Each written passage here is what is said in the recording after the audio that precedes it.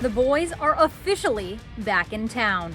After 3 long months without MLS, following a suspension of play due to COVID-19, the New England Revolution have their eyes set on the MLS's back tournament in Orlando. This World Cup-style competition will take place from July 8th to August 11th, featuring all 26 teams, group stages, knockout rounds, and one champion who will claim a berth to the 2021 Scotiabank CONCACAF Champions League. The first 3 games are going to be really important, obviously, for the tournament, but also because those points will go towards league play.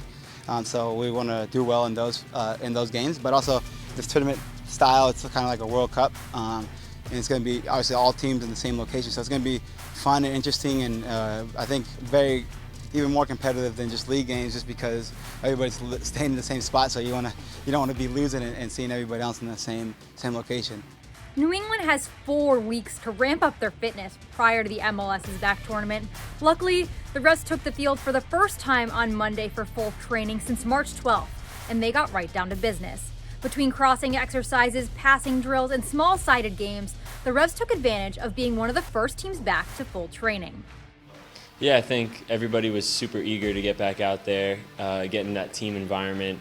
We all really miss it. It's a big part of our lives.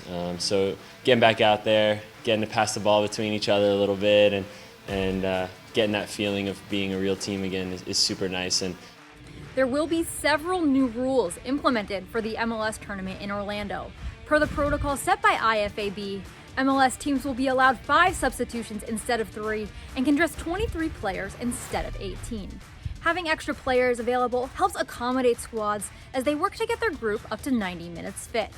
Well, I think the 5 substitutions will be helpful, whether it's a game day roster of 18 players or 23. I don't think it's particularly significant, but I think the 5 substitutions are, and certainly the opportunity to have a couple of extra water breaks will mean something in Orlando in July.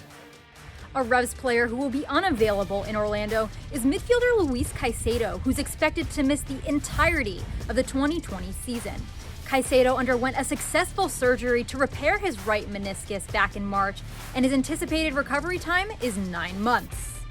While the team dives into preparing for their summer of soccer in Orlando, there's an added luxury at their training center in Foxborough. The team has just started practicing on their new field adjacent to the training center. This extra convenience adds an element of efficiency to help them stay even more focused on the task ahead. I mean, the resources are tremendous here. These fields are fantastic. Being able to walk right outside the locker room to the fields is a luxury.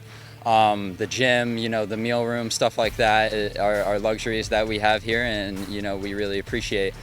The Revolution will continue their training in Foxborough before they depart for the MLS's back tournament in July. For now, with this week's training report, I'm Elizabeth Pehota.